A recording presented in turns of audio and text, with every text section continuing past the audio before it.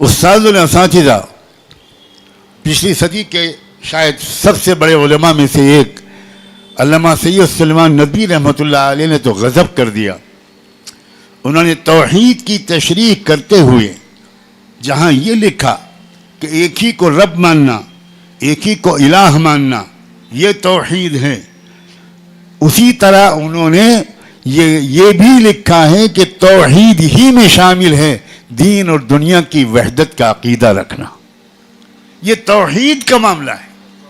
اگر انسان دین اور دنیا میں تفریق کر رہا ہے اس کی توحید میں کمی ہے.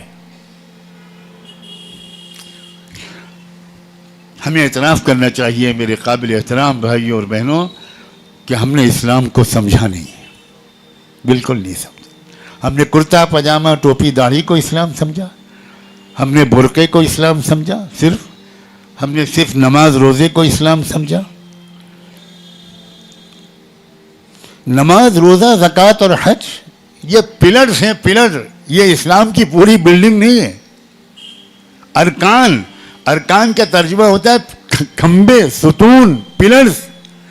اب آپ کو کوئی آپ کا دوست انوائٹ کرے اور یہ کہے کہ فلاں تاریخ کو فلاں مقام پر میرے نئے مکان کا افتتاح ہے، تشریف لائیے گا، بہت خوشی ہوگی. آپ اچھے سے کپڑے پہن کے خوشبو لگا کے 1 گھنٹہ میک اپ کر کے اس نئے مکان کے افتتاح میں تشریف لے گئے تو وہاں 4 کھمبے کھڑے ہوئے تھے.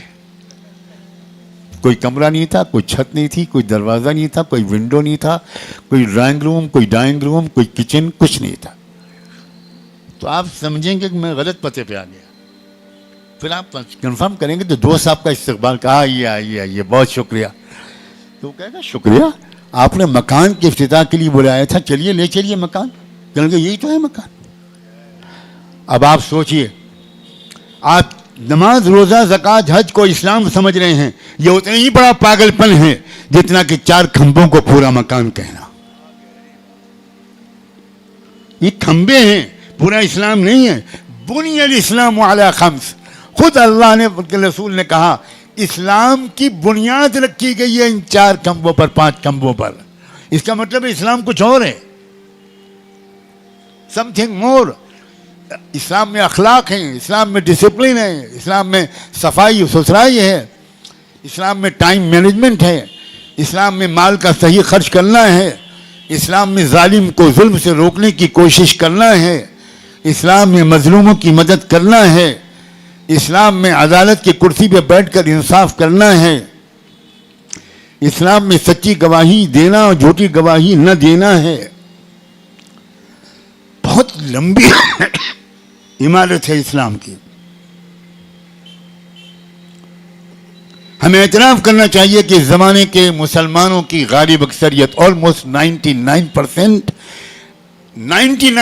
اسلام کو نہیں سمجھتے.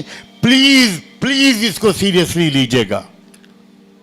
ہم پورے اسلام کو سمجھتے ہی نہیں.